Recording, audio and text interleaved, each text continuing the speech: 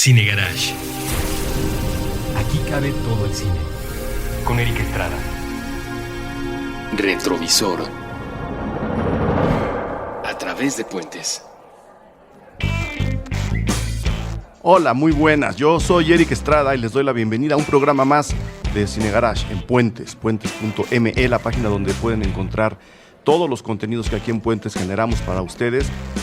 Como ustedes ya saben, espero, Cine Garage es el encargado de generar todo el contenido de cine de lunes a viernes. Nuestros programas se publican a las 7 de la tarde y hoy, además de invitarlos a escuchar los programas que hace don Evaristo Corona y los programas que hace don Andrés Vargas Russo, quiero darle la bienvenida a esos dos grandes personajes de aquí de Puentes, de aquí de mi vida cercana, amigos entrañables y hoy colaboradores de este programa dedicado a una película que, platicando para elaborar el guión en la tarde de ayer, nos emociona más de lo que creíamos. Chicos, bienvenidos. Evaristo, Russo, mil gracias por estar de nuevo en un programa de Cine Garage. Gracias a ti, qué contento estoy de acompañarlos. A mí me dijeron que era de La Dama en el Agua, Eric. Podemos hablar de La Dama en el Agua en la segunda parte del programa. En la primera parte del programa. ¿En serio no vamos a hablar de La Dama en el Agua? ¿Ya quieres echar tiros tan pronto?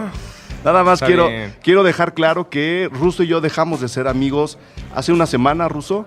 Más o menos. El lunes. El lunes de esta semana. Se le aplicó el corte. En menos de 5 días.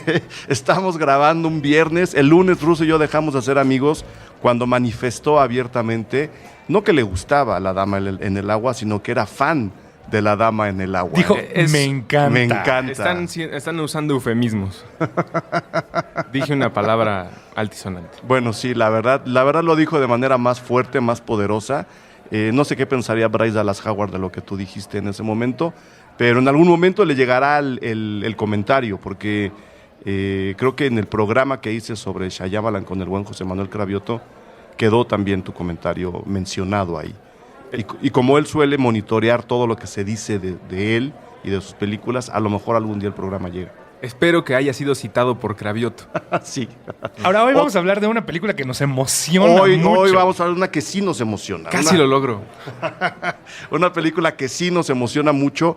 Llegaron varios mensajes a la cuenta de Twitter de Cine Garage pidiendo que tomáramos en cuenta Seven como una de las películas a comentar en este programa que es Retrovisor, dedicado a películas que se pueden ver fuera de los cines o que regresan a los cines después de algún tiempo de haber estado fuera. Y Seven está cumpliendo 20 años en este 2015. No tengo bien el registro de en qué mes de 1995 estrenó, pero acaban siendo sutilezas. ¿Tú lo tienes? Sí, en septiembre, el 22 de septiembre de 1995. O sea, estamos muy cerca porque estamos grabando un 25 de septiembre. Ajá. Eso me hace todavía más feliz, además de que estén ustedes dos acompañándome.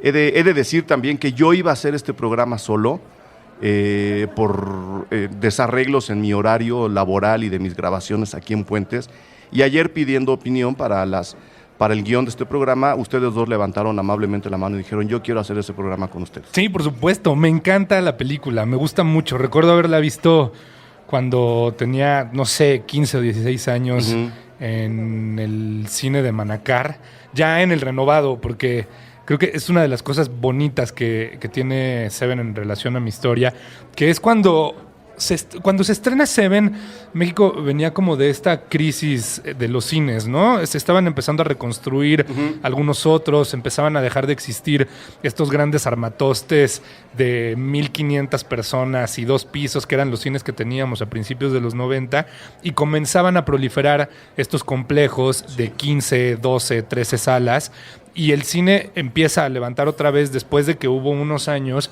en los que todas las películas, la mayor parte de las personas, incluido yo y mi familia, pues las veíamos en casa, en VHS o en Video Home, ¿no?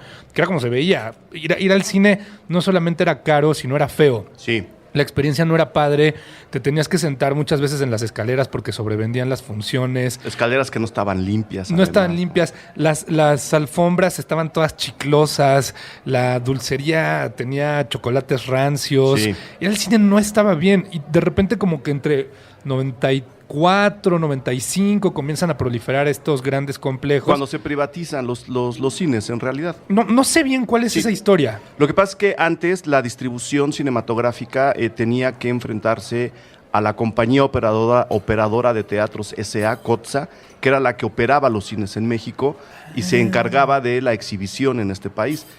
Cadenas privadas como las de los Ramírez, como las de... estaban limitadas a pequeñas salas divididas, como ahora los grandes complejos, pero los grandes teatros... Que eran los multis. Eran de COTSA, los multis eran los privados. Ok, entonces, igual estaban feos. Tampoco estaban muy bien porque no había un parámetro para medirlo dentro de México. Pero Entonces, estaba cotorro cuando ibas corriendo a la pantalla y rodabas. Como panda. Que eran las cosas que uno veía en el intermedio. En la alfombra toda chiclosa. En la alfombra chiclosa. Sí, pero como tenía 7 años, pues no te importaba. No, yo me acuerdo que mi mamá me llevaba al teatro chino y la experiencia del teatro chino era horrible, salvo el Día de las Tortugas Ninja, el estreno de la 4ª película donde hay un viaje a China de parte de las tortugas y sentías que todo era una decoración de la película. Para la película. Ajá, como que había ratas, en algunas partes parecía alcantarillas, estaba el teatro chino. En el teatro chino se oían las ratas detrás de las paredes. Ahí sí había, Ahí ¿no? sí, yo creo que todavía es el centro de la Ciudad de México. Sí. Entonces se desmantela COTSA y se privatizan los cines, se hacen las concesiones y ahora tenemos estos... Cinépolis de un lado y Cinemex del otro. Sí. Más los otros pequeñitos. ¿no? Ajá, entonces empezaban a llegar como todas estas películas y era muy emocionante, pero al no tener internet y no tener los medios de comunicación que ahora, muchas veces una persona de mi edad, 15 años, pues ibas muy sin saber de qué se trataba la película, ¿no? ¿Saben? Tiene esta cosa padre de que no tenía grandes estrellas en ese momento. No tenía idea de qué era lo que iba a ver. Entonces le tengo mucho cariño y mucho aprecio. Sí, este programa está titulado 14 razones para ver Seven, pensando en que pues, era un buen número para jugar, ¿no? Porque en la película juegan con los números. Vamos a ver si nos ceñimos al guión, o vamos a ver si llegamos a las 14, o vamos a ver si sobrevivimos a nuestros propios viajes de melancolía y de nostalgia, porque yo no me acuerdo dónde la vi, pero sí me acuerdo con quién la vi. Entonces es un poco la misma historia. Es una película que te remite a una parte pues importante de tu vida, no solo porque la película en sí marca un punto muy, muy claro en la historia del cine popular y del cine que vemos aquí en México, sino porque pues a esa edad nos pegaba más, ¿no? Éramos 20 años más jóvenes, nada menos, ¿no? ¿Tú la viste en cine ruso? No. No. Yo la vi en la televisión un domingo editada. O sea, sin algunos fragmentos. No, pues es que duró 5 minutos, porque la película es dura. O sea, la película es muy oscura. Y justo estamos comentando esto porque una de las razones para ver Seven que yo había apuntado era justo que se cumplen 20 años de su estreno, 1995. Repetimos, ese año en el que los cines en México empezaron a cambiar, ese año en el que el propio México salía de una crisis muy fuerte. Los zapatistas ya tenían un año dando vueltas por las noticias de todo el mundo, y saqué por ahí algunos datos que igual no vienen al caso, pero que estaría bien mencionar, cosas muy de la cultura popular que hablan un poco del año que se vivió en ese momento. Fue el año en que O.J. Simpson es juzgado y declarado inocente, por ejemplo, ¿no? Que fue una historia que duró de enero a octubre de ese año, una película de larguísima duración. Fueron los ataques con gas en el metro de Tokio de parte de la Suprema Verdad o de Aum Shinrikyo. También un atentado muy, muy grande que hubo, que también le dio la vuelta a todas las noticias del mundo. Y tengo también el ganador del Super Bowl de ese año fue San Francisco. Los 49 de San Francisco ganaron el Super Bowl en el 95. La Serie Mundial la ganó Atlanta, los Bravos de Atlanta. Uh-huh. Y la NBA la ganó Houston. Órale. Los Rockets de Houston le propinaron una barrida a Orlando, que es una de las múltiples barridas que ha sufrido Shaquille O'Neal, uno de los jugadores más dominantes de la liga. En playoffs resulta que lo barrieron, si no me falla la memoria, cuando menos 6 veces. 4-0. 4-0, sí. Ajá. Fue el año también del bombazo en el World Trade Center de Oklahoma. En el City Federal Building, el truck bomb, donde que explotaron enfrente del edificio. 168 personas murieron ese día. Y ha sido en el 95 fue también el gran despegue de la NBA a nivel mundial en cuestión de popularidad, en cuestión de transmisiones, o estoy mal. Antes no se veía, antes de las Olimpiadas del 92, del famoso, fue ahí donde nació el Dream Team. Sí, ahí, ¿no? Es cuando nació el Dream Team y es cuando a nivel mundial comienza a verse, pues, sí, ¿no? O sea, se convierte en una fuerza imparable de la mano de jugadores muy carismáticos en ese momento como Michael Jordan. Tenía un pasado reciente muy interesante con jugadores como el Magic Johnson, Larry Bird. Había una buena base de jugadores en los equipos. Empieza a haber estrellas jóvenes como Shaquille O'Neal. Entonces se vuelve muy, muy atractivo. Era más o menos el mundo que se vivía en ese momento. Vean que era un mundo muy, muy agitado. En México, los zapatistas, a los cuales oficialmente se les llamó terroristas en un principio, los ataques terroristas en Oklahoma, más los ataques terroristas en Tokio. O sea, no estoy llamando terroristas a los zapatistas. El discurso oficial en un momento, cuando empezó la lucha zapatista, fue llamarlos terroristas. Claro. Por eso lo menciono, no por otra Acababa cosa. de nacer el Reforma también. El tenía periódico. Poquito tiempo, el periódico. Se estaban llevando a cabo conciertos al aire libre en Ciudad Universitaria en apoyo al movimiento zapatista. Sí. Había una cosa que estaba despertando culturalmente la ciudad. No que no pasaran cosas antes, pero se empezaban a vivir de otra forma y la gente tomaba su partido y su participación para poder hacerlas suceder. Y estamos hablando de 10 años después del terremoto, justo, ¿no? En septiembre de 1985, cuando se estrena Seven. Otras películas que estrenaron en ese mismo año, Toy Story, de la cual también tenemos que hacer un programa. Están todos cordialmente invitados. Qué fuerte que tenga 20 años. A mí me tomó como 15 años verla. Pero no es tan larga. Haber llegado a verla, ¿sí? Tun, turun, tun. Batman por siempre también estrenó. Esa sí es larguísima. Y esa también la vi en el Palacio Chino. Apolo 3 se estrenó en el 95. Pocahontas se estrenó en el 95. Ace Ventura estrenó en el 95. GoldenEye, Gasparín, la versión aquella con Christina Ricci, Jumanji, Die Hard with a Vengeance y Braveheart. Me acabas de recordar que GoldenEye, el videojuego, seguramente también salió ese año. Juegazo. Uno de los mejores juegos de toda la historia. Para ese todavía lo jugué, fíjate. Ese todavía me tocó jugar eso. Yo me acabo de hacer de él hace poquito otra vez. Ese es el mundo en el que estaba aterrizando Seven, la segunda película de David Fincher, que es como el punto número 2 que había yo anotado en mi guión. El señor Fincher, que no era señor todavía, venía de hacer Alien 3. Las dos películas fueron más o menos por encargo. Sabemos que los directores a veces funcionan así, les dan un proyecto para que lo desarrollen sin que ellos lo levanten necesariamente de cero. La particularidad de Fincher es que él no acepta proyectos si no le interesan realmente.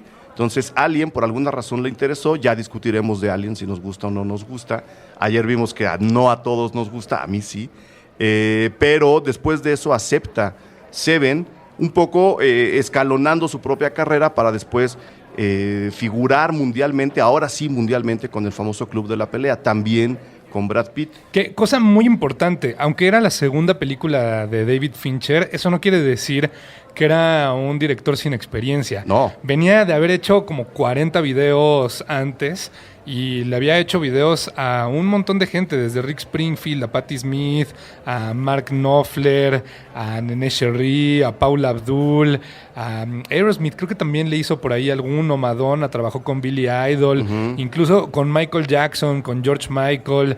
O sea, es un tipo que había tenido ya muchísima experiencia con la cámara y sabía dónde ponerla, no era ningún novato. Sí, no estábamos improvisando. Y ya había trabajado en cine. Él trabajó en Star Wars en episodio 6.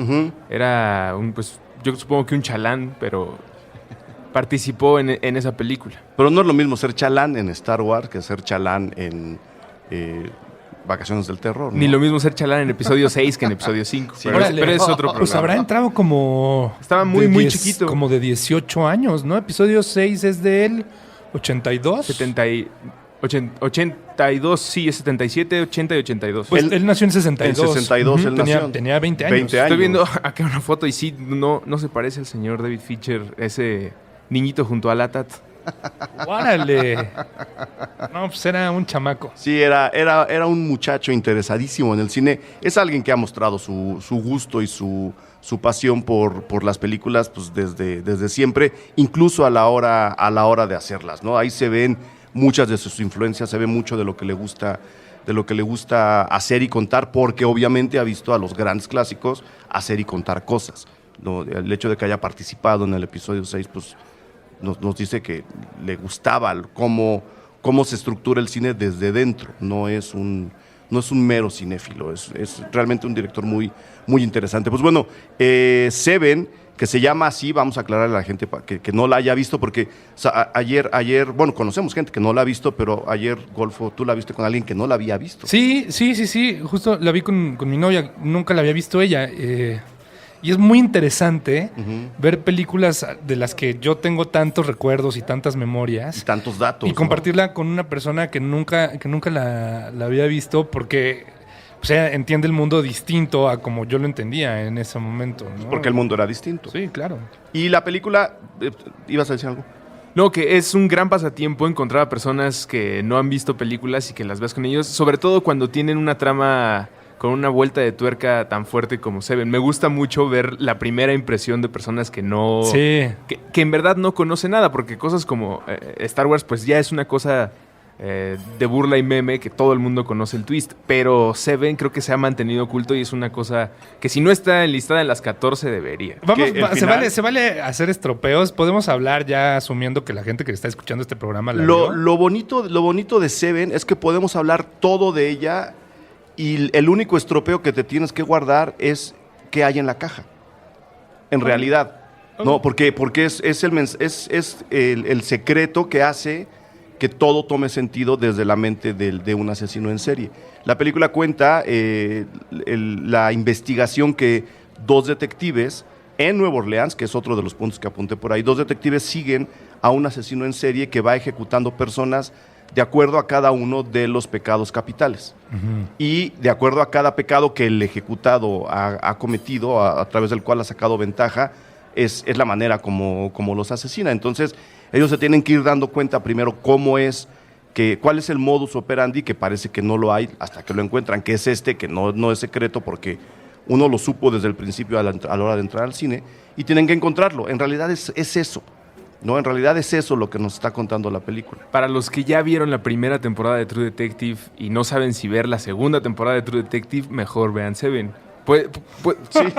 Acabo de encontrar un par de cosas paralelas de la actividad de estos dos detectives, Morgan Freeman y Brad Pitt, con lo que se logró en la primera temporada de una serie de HBO que tiene más o menos unos principios. Dos detectives investigando un caso que tiene cierto grado de misticismo, espiritualidad, cosas malignas, ¿no? cultos y esas cosas. Exacto. The Following estaría como en la parte de abajo, como en el preámbulo, como en el kinder, y True Detective ya sería como para adolescentes. Seven es para adultos. Y por el villano. Y por el villano también. ¿No? Por la manera en la que te presentan al villano, que hace que te causa este miedo que no tiene que ver con alguien persiguiendo, sino con alguien acechando. Que es ahí donde yo encuentro, creo, el interés que vio Fincher para esta, repito, su segunda película después de Alien 3, 2 antes del Club de la Pelea.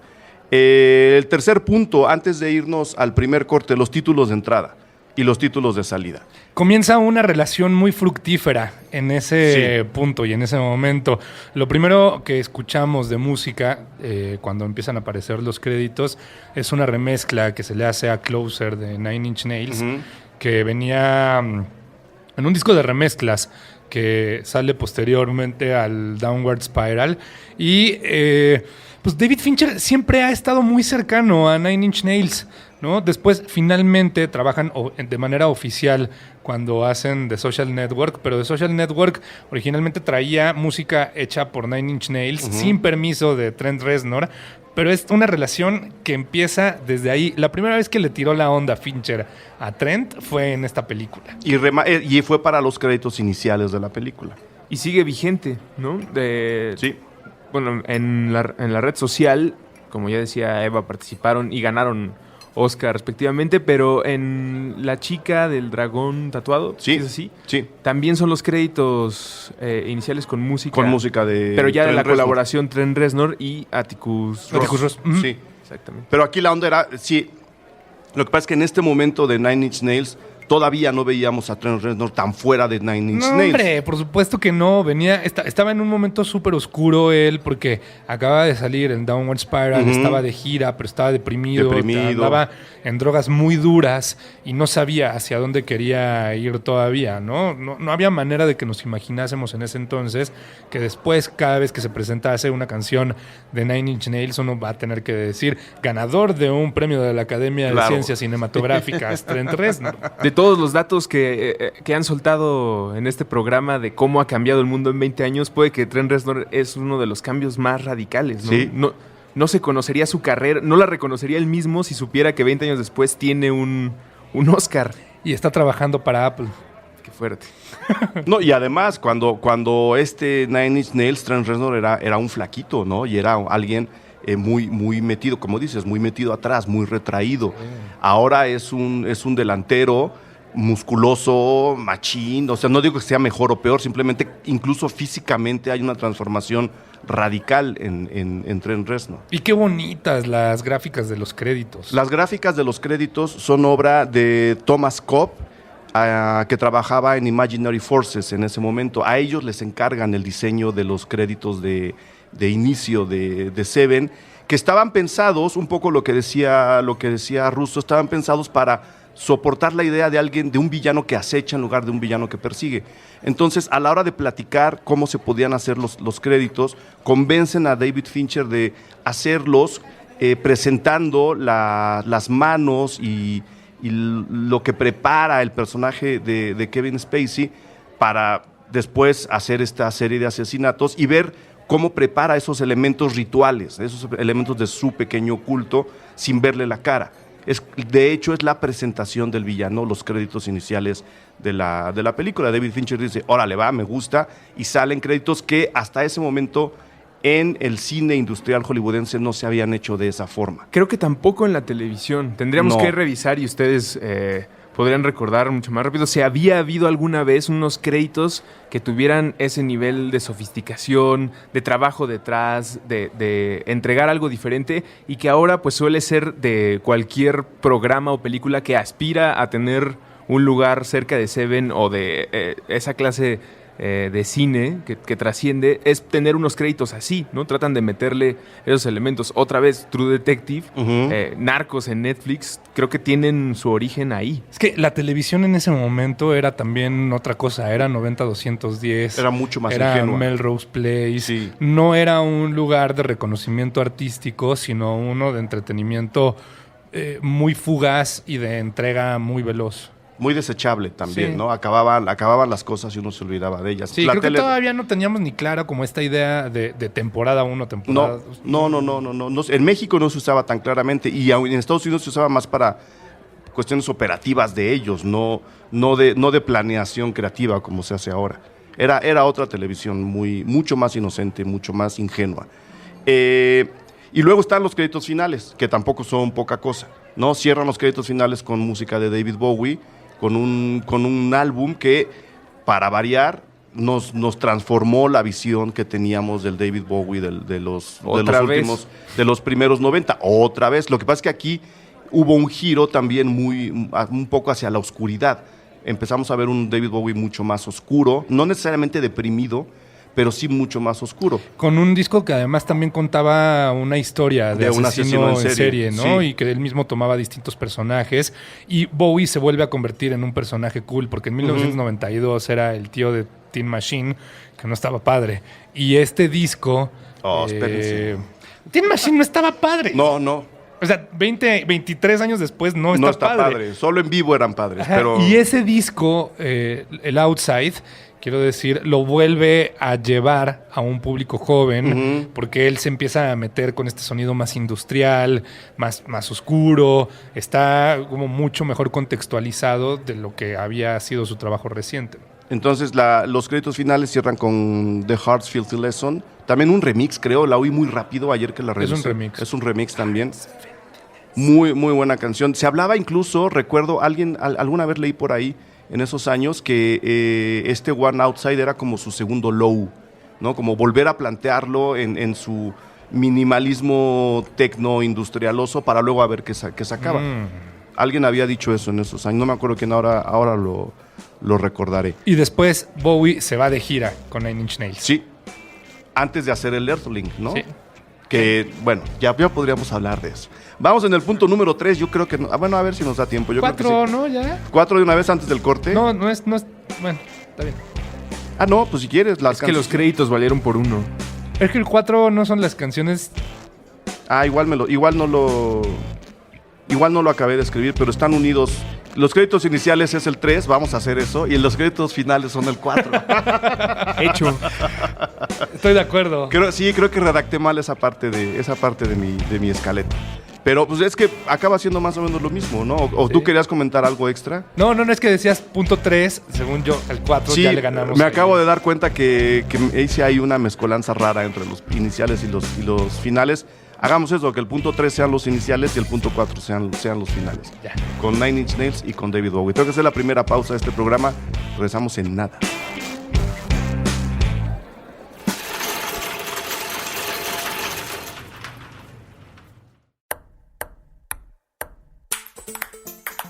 Prestar pensamientos, pelotear partidos, platicar películas, palidecer por placer, pintar paisajes públicos, postularse para Padawan, pasear por planos paralelos, percibir pequeñas partículas, por palabra procrear planetas para progresar por plataformas pixeleadas, pulir parlamentos, tejer paraísos, pausar.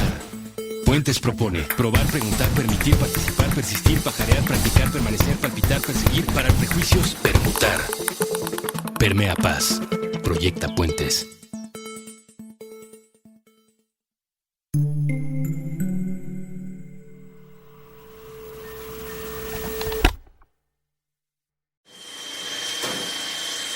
Madame Malé.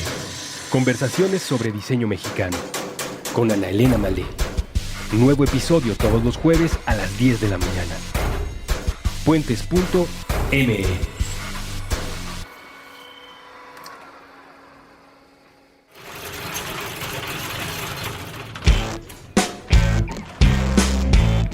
Muy bien, dona en mano, volvemos a la segunda parte de este programa dedicado a Seven. Y creo que además estuvo bien la pausa porque el número 5 creo que nos va a llevar mucho tiempo, hay muchos comentarios alrededor. 1995 había apuntado yo, nos regala al Kevin Spacey definitivo. A partir de esta película, a partir de su papel y de su trabajo en Seven, el mundo conoce a un gran actor que a la fecha es uno de los más importantes, de los más admirados, tanto en la televisión como en el cine, porque además ha seguido trabajando con David Fincher. Y para mí es un año muy significativo en cuestión de la figura, alrededor de la figura de Kevin Spacey, porque sí, por un lado está lo que vamos a platicar ahora en el trabajo de Seven con David Fincher, pero ese mismo año Kevin Spacey había filmado con Bryan Singer otro peliculón que se llama Sospechosos Comunes, en donde, según yo, y ahí es donde nos quedamos ayer antes de irnos a comer, hace un papel muy similar al que tenemos en Seven. Un villano más acechante que perseguidor, un villano que está en las sombras, pero al que sentimos presente todo el tiempo y que acaba dominando el final de la película de una manera brutal y espectacular. Creo que Kevin Spacey mismo debería fijarse qué fue lo que pasó con él en el 95 que lo propulsó a donde lo tenemos ahora, ¿no? Película con vuelta de tuerca también, Las como dos, diría sí, Russo, ¿no? sí. Usual Suspects o Sospechosos Comunes, por la que además ganó un Oscar por actor de reparto. Uh-huh. Que según yo, pues ahí deberían haber dado el Oscar por actor principal, porque de nuevo, él no está todo el tiempo en la película, pero su personaje sí. Y eso no lo puedes conseguir si estás armando mal un personaje. Y él lo armó muy bien. Una discusión ya muy académica, ¿no? Muy bizantina. Muy bizantina. Pero bueno, le dieron el Oscar de cualquier manera. Entonces ahí está Kevin Spacey. No sé si estén de acuerdo conmigo o no en que es más o menos el mismo papel en las dos películas, lo cual a mí se me hace muy curioso. Sí, claro. Ya pensándolo en retrospectiva, pues resulta ser que ese es su año crucial y sin duda es una especie de villano ausente, que es una cosa como súper atractiva. En realidad, en ninguna de las dos películas lo estás viendo, Todo el tiempo, no lo no, tienes no. enfrente, ¿no? Incluso se escapa por ahí. Que es un poco quizá lo que le incomoda a mucha gente del final de Seven, que habiéndolo tenido presente todo el tiempo, cuando te lo muestran dices, claro, pues es que si estuvo ahí siempre, que también pasa con Sospechosos Comunes, ¿cómo no me di cuenta que era algo así, o que era alguien así, o que era esta persona? Creo que Seven está armada para incomodar.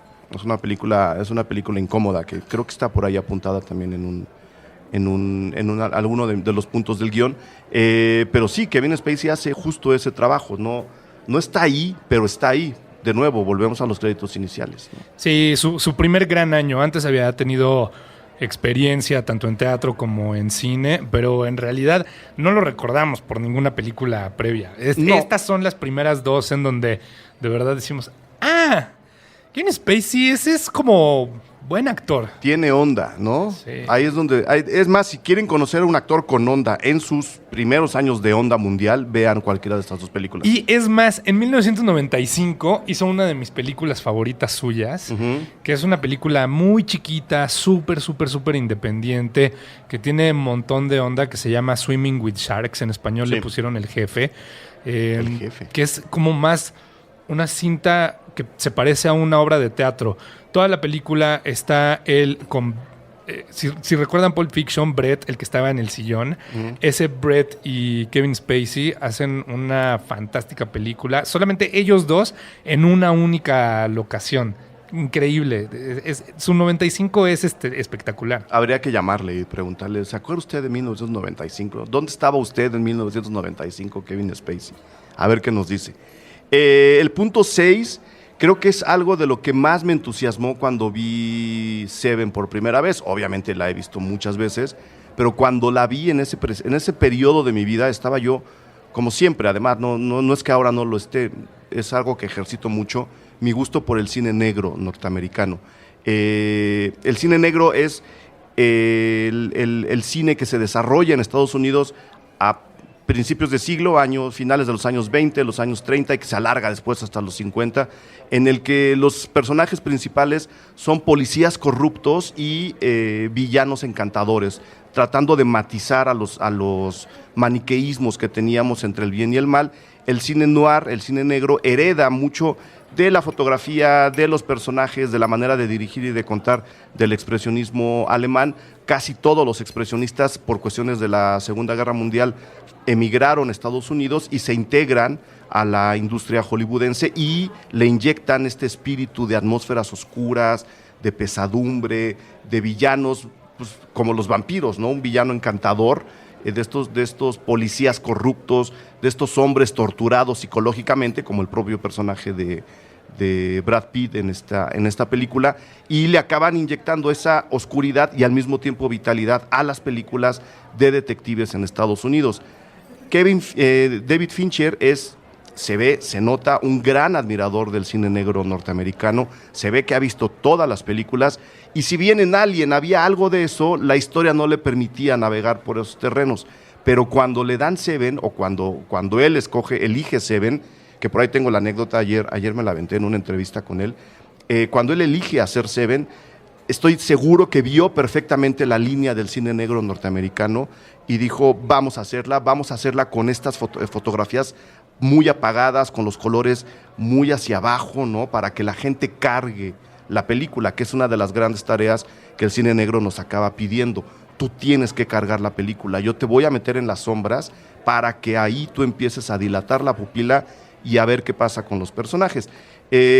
Digo lo de las sombras porque dentro del expresionismo alemán, Friedrich Wilhelm Murnau, que es uno de los directores más importantes del periodo, él dijo en algún momento que el cine expresionista y las historias que él contaba no las contaban las luces, que es un poco como se veía el cine en ese momento, alumbrar para que se viera el proyector, iluminar el set. Él decía, no, mis películas las cuentan las sombras, no las luces, y por eso su fotografía es tan admirada, no de él, pero la fotografía de sus películas, y esta película está justo ahí. Es una película de la cual me encantan las atmósferas, me encanta cómo viste a los detectives como si fueran de los años 40, cuando en realidad la película sí está ambientada en los 90, ¿no? Pero estos dos detectives, Morgan Freeman por un lado y Brad Pitt por el otro, están vestidos como si fueran Humphrey Bogart en 1945, ¿no? 50 años antes. Brad Pitt un poco menos elegante. Brad Pitt trae unas corbatas horribles. Unos sacos enormes. Pero las corbatas es muy curioso porque son corbatas con canastas y pelotas de baloncesto. Él es, en su personaje resulta ser muy fan del básquetbol. En su casa en algún momento juega con la pelota. Cuando lo vemos en algún momento en su casa está viendo también el básquetbol y sus corbatas tienen eso, un poco menos elegante, pero con ese estilo. Claro, es ese estilo, ¿no? Porque digo, no, la película no niega que está ocurriendo en 1995.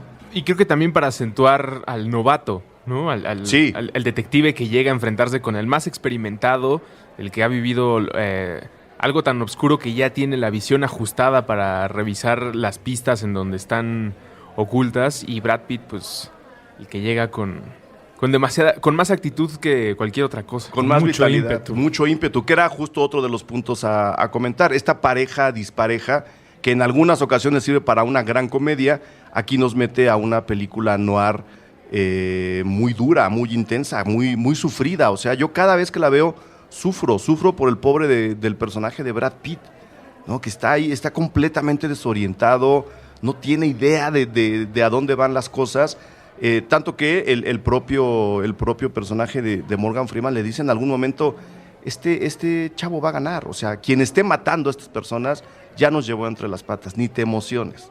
No lo vamos a agarrar, y se lo dice, ahora lo veremos en un momento crucial de la película. Ese es el otro punto, esta pareja dispareja, este choque de experiencia con ímpetu, de tranquilidad con velocidad, es algo muy atractivo dentro de la película. Curioso que, lo que me decías hace rato, Evaristo, curioso que Morgan Freeman se vea tan entero físicamente y Brad Pitt se vea tan flaco y tan disminuido, ¿no? Yo no sé...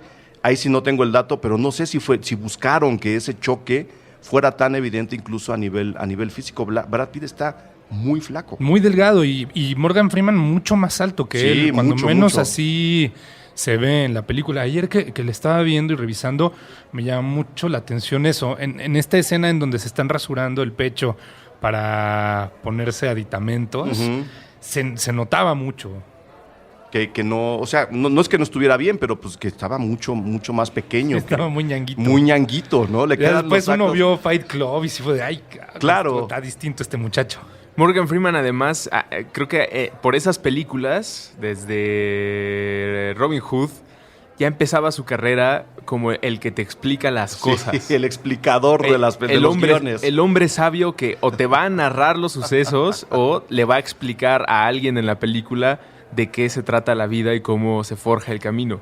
De Robin Hood era su ayudante, en Seven es el detective sabio, en Shawshank Redemption es la voz que te cuenta la aventura de Andy. Sí se llamaba Andy, ¿no? No me acuerdo cómo se llama, pero... Andy tu algo, ¿no? Voy a tratar de recordar. Gran película. Y a la fecha sigue siendo Morgan Freeman un personaje o un actor requerido cuando se busca a alguien que te cuente la historia. De hecho, hablando de contar, si ustedes se fijan en el final de Seven, esto no es ningún estropeo, de hecho pueden ignorar lo que pasa después de que acaba la película, esto es como el epílogo. Hay un momento en el que Morgan Freeman le dice a otro policía, después de que pasa la gran tragedia que ocurre, le dice una frase de Ernest Hemingway, ¿Sí? el mundo es un lugar muy, muy difícil, pero vale la pena luchar por él. Esa frase, que explicaría mucho de lo que pasa al final de la película, se la pidieron los productores a Morgan Freeman que prestara la voz, que lo leyera en off para agregárselo al final de la película y que nos quedáramos con un sentimiento un poco más de paz y de remanso después de haber pasado todo lo que pasa. Pero yo creo que no es una frase de paz, es una frase de aceptar que la realidad está jodida y que tienes que seguirle, porque la frase completa es: el mundo es un lugar maravilloso y vale la pena luchar por él. Yo solamente estoy de acuerdo con la primera parte. Con la segunda parte de esa oración. Con la segunda parte de esa oración. oración. Sí es de, yo acepto que esto está mal, pero no acepto que esa sea una excusa para no tratar de cambiarlo. Claro, eso es lo que explica a Morgan Freeman al final. Supongo que si hay algún momento para esto durante el programa, es ahora mismo. Nada más quiero preguntar si en este En este episodio vamos a escuchar la famosa imitación a Morgan Freeman. My name is Morgan Freeman. Hello, my son. Le encanta a Russo hacer esa cosa. What do you want to know about life? No le sale nada, pero le encanta. Me fascina. Me falta toda la garganta afroamericana lista para sacarlo, pero ahí voy. No, además estás desvelado, ¿no? No estás desvelado, no estamos todos desvelados, es nada más mi imaginación. Mis ojos ya están en un tono permanente. Ahí hay una gran pareja de policías. Si no han visto la película, chéquenla. Si ya la vieron, fíjense otra vez en eso. Y yo apunté como el punto 7, que ahora va a ser el 8, la gula. Creo que de todos los pecados capitales es el que ejercito con mayor vehemencia, ¿no? La gula. Ayer que fui al Parnita dije, qué lástima que ya estén cerrando. Si no, entraba yo y cenaba otra vez. Garbanzo desnudo. Sí. Para siempre. Entonces era nada más un apunte del equipo, para que la gente vea cómo funciona el equipo de Puentes. Nos gusta mucho comer mucho. Es viernes y es temprano. Es temprano. Y hay 2 cajas de donas. Ahí hay 2 cajas de donas que nos regaló la jefa. Ifigenia, muchas gracias por regalarnos las donas. Voy por otra. Además, es el primer pecado que vemos durante la película. El primer sí, ¿verdad? Asesinato. Esa es la primera que nos toca ver y es muy impresionante. Sí. Me gustaría hacer mención, y ya que estamos hablando de los pecados, de la gran parodia que le hizo el programa Pollo Robot a Seven, porque creo que uno de sus talentos es acomodar ciertas películas o historias muy obscuras, como lo es esta película, en entornos muy, muy, muy infantiles. Lo que hicieron fue poner Seven en el mundo de los pitufos.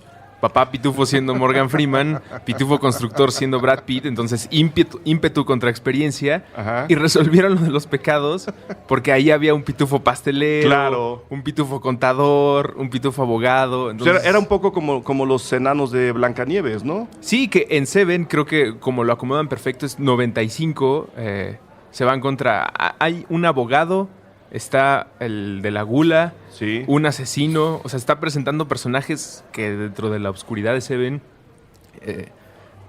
eran muy atractivos. No sé cómo explicarlo más que, igual que te gusta el metal en algún momento de tu vida y te atrapa. Pues es algo muy agresivo, muy, muy brutal, pero te atrae y es... Porque lo interesante seductor de los asesinatos es que, pues sí, este asesino, John Doe se hace llamar, pues tiene una razón por matar a esa persona, no las elige al azar. Está predicando. Está predicando. Hay un fanatismo religioso muy presente en el personaje. Antes del siguiente corte, sí quisiera llegar al punto número 9. En ese momento creo que la única película así nueva, entre comillas, que yo había visto que se desarrollara en Nueva Orleans era Angel Heart, con Mickey Rourke y Robert De Niro.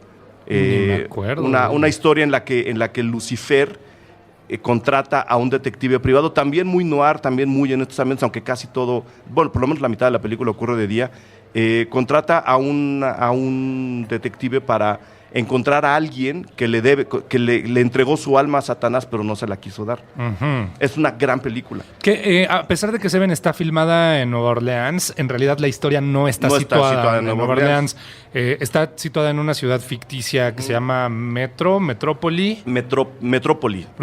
Se refieren a ella como Metro y los taxis tienen como el nombre de la ciudad y solamente dicen Metro. Y los parches de los policías también no dicen la ciudad, nomás dicen Metro. Sí. Pero está filmada en Nueva Orleans. Yo siempre pensé que había sido en Chicago por el metro. Como que me remite mucho a eso, pero fue 20 filmada, años después me voy enterando que no. Fue filmada en Nueva Orleans, una ciudad que ahora se está convirtiendo en una especie de nueva... Pues se está renovando, quiero decir, a partir de que hay un programa de la industria del cine y de la televisión para filmar en sus territorios después del desastre de Katrina e inyectar dinero y generar fuentes de trabajo haciendo series de televisión y películas. Entonces esta película está filmada en Nueva Orleans. ¿Sí vas a decir algo? No, que Entrevista con el vampiro también tiene una parte, pero no es toda, ¿no? El principio con Brad Pitt, curiosamente. Uh-huh. Por eso y que Katrina ocurrió 10 años después de la película, es 2005. Uh-huh. Ya tiene 10 años. Raras coincidencias. Vamos al segundo corte de este programa y regresamos con las 5 razones finales para ver Seven o volver a ver Seven. Ahora venimos.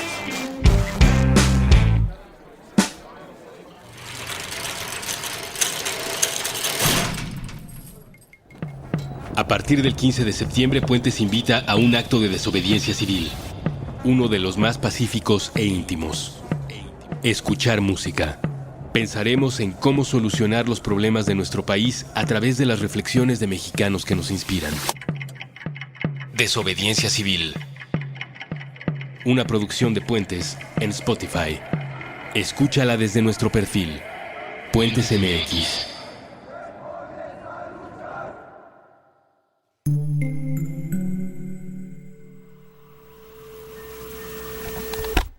Meta. Cultura pop en 60 minutos. Con Evaristo Corona. Lunes a viernes, 4 de la tarde. A través de Puentes. La ruta más corta entre dos extremos es un puente.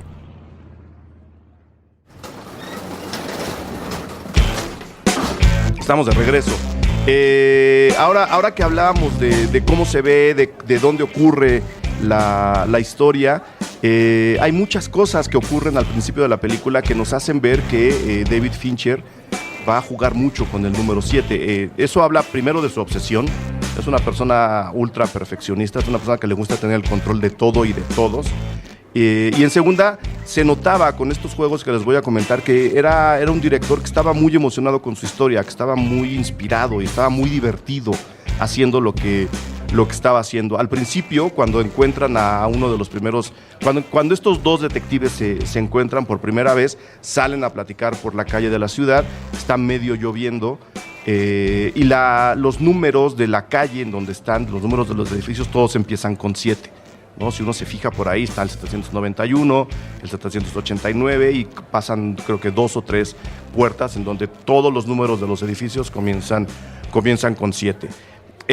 A los 7 minutos de iniciar la película, Mills, que es el personaje de Brad Pitt, recibe una llamada de teléfono y es en realidad donde empieza la persecución de este asesino en serie que va a matar 7 personas, cada asesinato basado en uno de los pecados capitales. Y 7 minutos antes de terminar la película, Somerset, que es el personaje de Morgan Freeman, le dice a Mills, este güey va a ganar. O sea, ya hicimos todo lo que podíamos hacer y 7 minutos antes de que acabe la película yo te digo que él va a ganar. ¿No? O sea, como diciendo, no podemos hacer nada, no tenemos la capacidad de resolver esto de una mejor forma. Él se va a salir con la suya. Entonces, aunque son datos de trivia, a mí esos pequeños datitos, informes, me hacen ver que había un equipo creativo ahí atrás divirtiéndose, ¿no? Que calcularon cosas, que se sentaron en la sala de edición y dijeron, aquí está, pon el minuto 7, que pase ahí, ¿no? Que se le están pasando bien. Y eso, a final de cuentas, siempre acaba transmitiéndose o filtrándose a la sensación que la película te entregue. No es una sensación vital, porque es una película muy oscura, pero uno sale sabiendo que vio un muy buen producto, ¿no? Entonces, esos eran mis comentarios para parte de los juegos que hay con el número 7 dentro de la película. Mera trivia. Pero esos datos son los que luego alimentan a personas como nosotros, ¿no? Sí. Rulo una vez lo platicaba diciendo que le gustaba mucho la ropa que tenía etiquetas que estaban adentro o detalles que solamente veías tú. Y creo que las películas y sobre todo las de Fincher suelen tener esa clase de juegos que ayudan a que el espectador clavado tenga estos datos de trivia porque sabe que los pusieron para él. Para él. Sí, acaba siendo un mini universo su propia película, ¿no? Eso siempre es muy bonito. El punto número 11. Guillermo del Toro iba a dirigir Seven. O sea, le ofrecieron la película, así como se lo ofrecieron a muchos directores. Guillermo del Toro fue uno de los que recibieron el guión. A ver, ya en serio. De la película. Sí, en serio. ¿Qué película de las que han salido durante los últimos 20 años no iba a ser Guillermo del Toro? Todas. En todas ha estado involucrado. Es que esa la iba a ser Guillermo del Toro. ¿Ya viste que va a salir tal? La va a hacer Guillermo del Toro. Iba a hacer Guillermo. O sea, todas las películas las iba a hacer Guillermo del Toro. Está involucrado Guillermo del Toro. Se la enseñaron a Guillermo del Toro. La pasaron por el escritorio de Guillermo del Toro. Guillermo del Toro venía de hacer Cronos y estaba a punto de hacer Mimic. O sea, ese es buen dato. Todavía no pasaba Guillermo del Toro. O sea, Cronos fue un suceso mundial. Ajá. Y a partir de Cronos, ¿qué él hizo con toda la intención para decir, este soy yo? Es una película, ayer leía una declaración, creo que él mismo lo tuiteó, creo que empezó a escribir Cronos cuando él tenía 18, 19, empezó la preparación del rodaje cuando tenía 24, 25 y la estrenó 3 años después. O sea, es una película que él fabricó para empezar su carrera con esa. Así de, Julio lo llama visionario, pues sí, así de visionario con él mismo fue. Cronos es un éxito total, fue su escalón a Hollywood y en ese inter se dice que él recibió el guión de Seven. Todavía no pasaba Mimic y por supuesto no pasaba todo lo demás. Y se fue a trabajar con Mira Sorvino, ¿no? Con Mira Sorvino, porque pues aquí estaba Gwyneth Paltrow. Difícil decisión. Curioso. Yo me hubiera ido con Brad Pitt. Sí, exacto. Yo habría hecho exactamente lo mismo. Pues bueno, se dice que Guillermo del Toro, y por lo que veo, hay datos por ahí que estuve buscando, por lo que veo fue cierto, él recibió el guión, nada más que su interés en ese momento no estaba en un mundo tan oscuro como él contestó. Y si Guillermo del Toro lo dice, en esa etapa te dice que estás muy oscuro, sí. En serio sí estaba bien darketo. Y yo creo que mucha de la oscuridad la entrega el final de la película, ¿no? Que vamos a procurar de salvar el estropeo todo lo que se pueda, si sale, pues ni modo, nada más lo avisaremos antes de soltarlo, pero es un final en el que se cierra toda la cadena de pecados capitales que han provocado los asesinatos de la película, con los 3 personajes centrales, que son el asesino y los 2 policías. Creo que lo interesante de la película, mucho de lo interesante, es que sabemos que ninguna de las víctimas se va a salvar porque solo las conoceremos cuando ya fueron víctimas, ¿no? Ellos no están salvando la vida de nadie, ellos están tratando de averiguar quién es esta persona y por qué está haciendo lo que está haciendo. Por eso el final es tan choqueante. Y creo que al final una de las cosas que terminan enseñándonos los detectives, que sí cumplieron su misión de averiguarlo, pero solamente fue porque el criminal así lo permitió y así lo planeó. Uh-huh. Y creo que es lo que muchas veces a muchas personas nos da miedo de Seven, es que somos tan básicos que sí se puede planear y ejecutar una obra maestra criminal que dependa de nuestros sentimientos y nuestra convivencia social. Es tan básica nuestra relación, nuestros odios, nuestros miedos, que alguien que tenga el ocio, la locura o el trauma suficiente puede planear una cosa de este tamaño, uh-huh, y que suceda solamente para demostrar que se puede hacer, ¿no? Dejando de lado cuestiones religiosas, solamente por demostrar lo simple que es alterar todo el orden social. Volveríamos de nuevo a True Detective, ¿no? Uh-huh. Que funciona más o menos bajo los mismos parámetros. Este final del que estamos hablando, que es el que ven realmente en la película, es el primer final de los que recibió David Fincher. Él, en la entrevista que yo les comentaba, platica que cuando le llega el guión, lo lee, llega al final y queda alucinado. Le llama a su agente y le dice, oye, sí, tenemos que hacer esta película. El final me encanta, el final es brutal, tenemos que hacer la película. Y su agente le dice, oye, no, tranquilo, pero ese es el primer boceto. Este es. Tengo 11 más, tengo 11 finales diferentes. No, quiero filmar esta película con este final. Este es el final que yo quiero. No podemos hacer otra película que acabe distinto. Se esbozaron distintos finales, insisto, hay 11. Se le enseñaron los finales a David Fincher, bocetó varios finales. Está este storyboard que me contabas ayer, Russo, de uno de los finales con la persecución, ¿no? Me parece. ¿Es el final de la persecución? Sí, para no hacer ningún tipo de estropeo, Morgan cambia un asesino. Uh-huh. Y ese asesino hace que cambie la reflexión final de la película. Sí. Entonces, lo que pasó con ese boceto que se puede ver en YouTube, me decías, Russo, ¿sí, verdad? Sí. O en la versión de aniversario, pero de los 10 años. De los 10 años, en DVD. Ah, no, porque fuera el Blu-ray. Seguramente fue la de 15 años. La de 15 años. Porque lo mismo le tocó a Fight Club. No sé si es por David Fincher o es por la productora o distribuidora, pero sus películas en los Blu-ray siempre traen mucho más. Que supongo debe ser también por lo que comentabas de su manera de controlarlo todo y de tenerlo, supongo, todo registrado, que cuando se hacen las películas edición especial hay suficiente documento que poner para el fan. Los extras, que le pasa también a Guillermo del Toro. Ese final, el que tú comentas, el que está en los extras del Blu-ray, se boceta y se hace el storyboard y luego pues, se le anima para que viéramos cómo habría quedado, para pasárselo en los screenings previos a la gente, estas pruebas que hacen de, a ver, te vamos a pasar una película y nos vas a decir qué te parece, una especie de focus group. Qué hermoso mundo el que describe Evaristo. Cuando podías ir a ver Seven, podía pasar 4 semanas con Seven en el cine y todavía no saber nada. Es más, llegara a la televisión y todavía no supieras nada porque las personas que lo habían visto, pues igual no los conocías o nunca te iban a platicar. Y supongo que existía cierta bondad de si tú ya la habías visto, pues no le arruinabas al camarada la experiencia, nada más le decías, córrele porque la van a quitar. Esa bondad se ha perdido. Sí. Esa bondad se ha perdido. Sí, eso se transformó en vean cómo yo lo vi antes Sí. y les voy a quemar de qué se trata todo esto. Pero claro, la tecnología era otra, las conexiones eran distintas. La película también nos habla mucho acerca de eso. Cuando uno la ve hoy en día se da cuenta de que las computadoras que había en la cinta eran monocromáticas todas. No existían teléfonos celulares. Cuando Gwyneth Paltrow le habla a Somerset, le tiene que hablar a su casa. Cuando lo cita, le dice, si vas a poder, échame una llamada, voy a estar aquí en mi casa.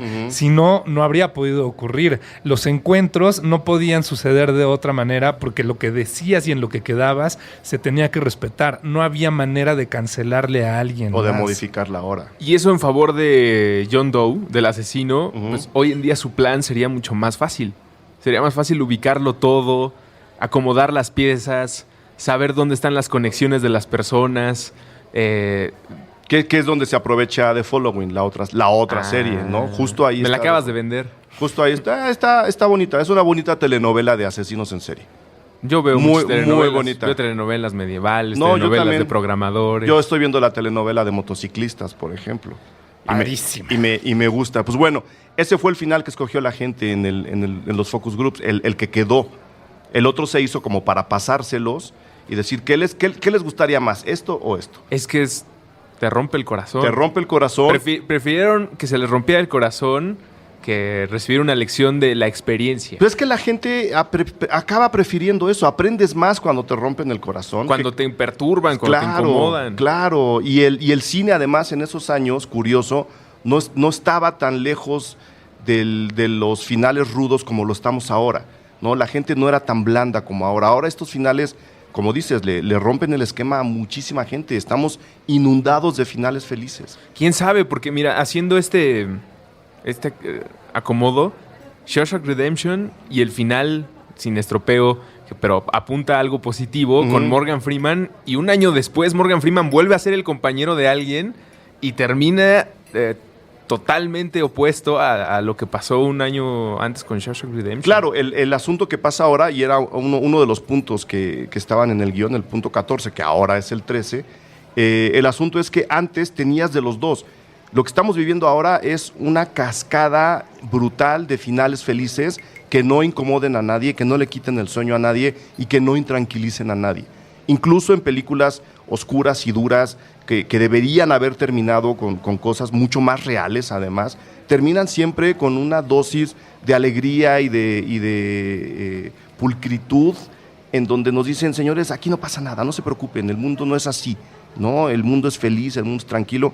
Seven no se toca el corazón, primero porque no había razón para iluminar el final. Pues no, porque además tampoco era una película de alto presupuesto. No. No era una película con grandes estrellas, no estaban atendiendo a la corrección política. Ayer que la veía me sorprendió mucho que incluso hay un par de insultos de género que hoy no serían posibles, claro, y que serían muy, muy atacados. Y el mundo es otro. En ese momento era un final sumamente sorpresivo, sí, que nadie esperaba, que te rompía el corazón, era desolador. Y ayer en mi experiencia con una novata de Seven, pues le pareció que era un final obvio. ¿No? Así de, vi el final, es súper obvio. Lo Desde vi que no sé venir. qué, lo vi venir.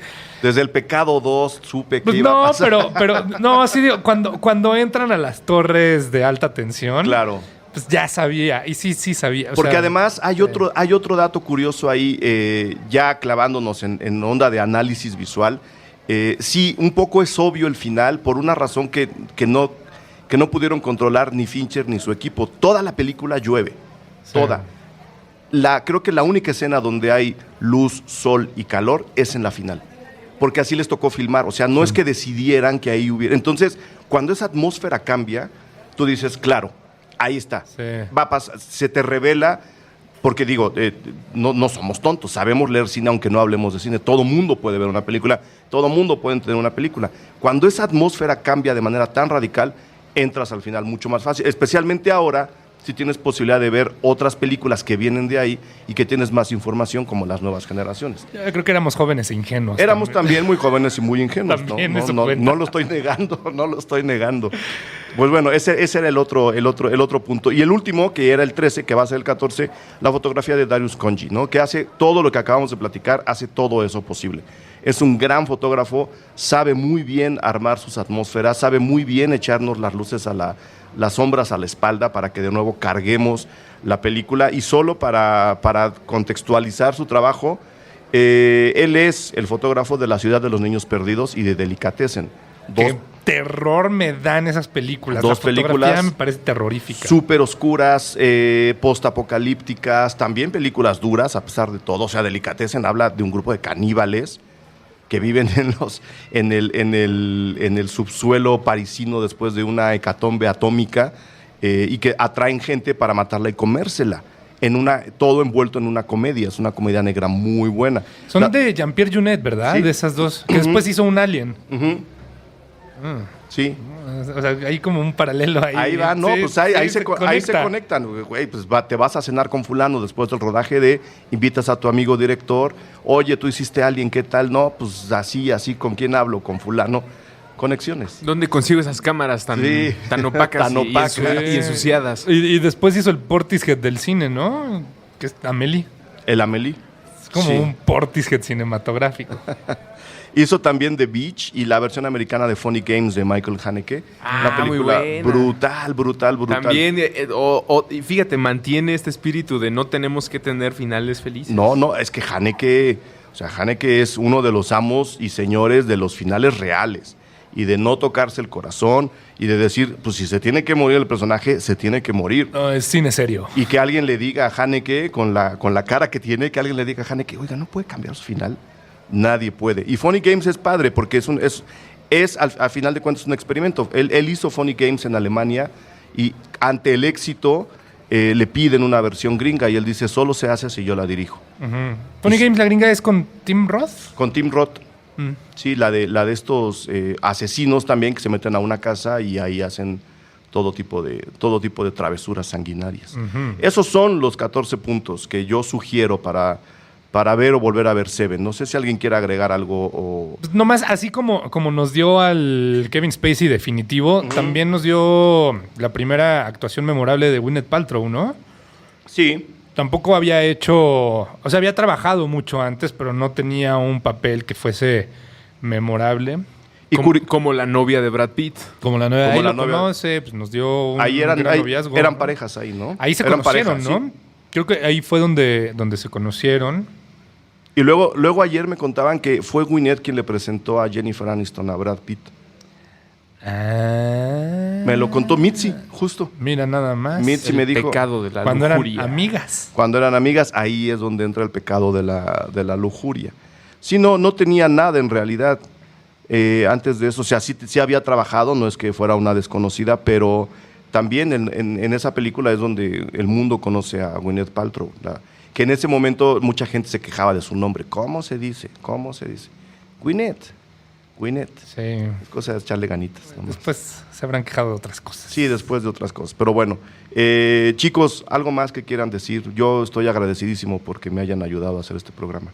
Yo tenía un par de notas sobre la dama en el agua, pero... No, Pero podemos dedicarle, Sí. si quieres... ¿Quieres hacer un programa de el la dama en el epílogo a agua? Brad Pitt. Para reforzar nuestra enemistad, podría volver a ver la A ver, película. Si ¿La haces dama en un el programa. agua o Brad Pitt? No, Brad Pitt siempre. ¿Estás hablando de él? ¿Qué? Yo creo que no es ningún secreto. No sé si tú lo has dicho alguna vez en uno de tus programas, pero cuando Evaristo o yo estamos en el zip-zapping de la tele y aparece Leyendas de Pasión, se apagan los teléfonos. En ese momento. Se Sí. van los teléfonos. La vi en el mismo cine. Y vi la blonda cabellera de Brad Pitt. En el Manacar. Sí. Sí, me eché Leyendas de Pasión en el cine. Híjole. Ese muchacho. Híjole.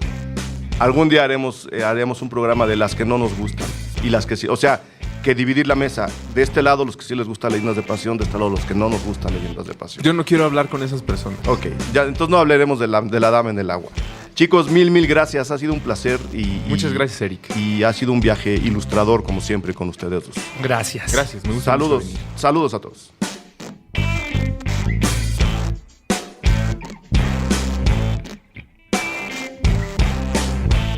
Cine Garage. Aquí cabe todo el cine. Con Eric Estrada. Retrovisor. A través de puentes.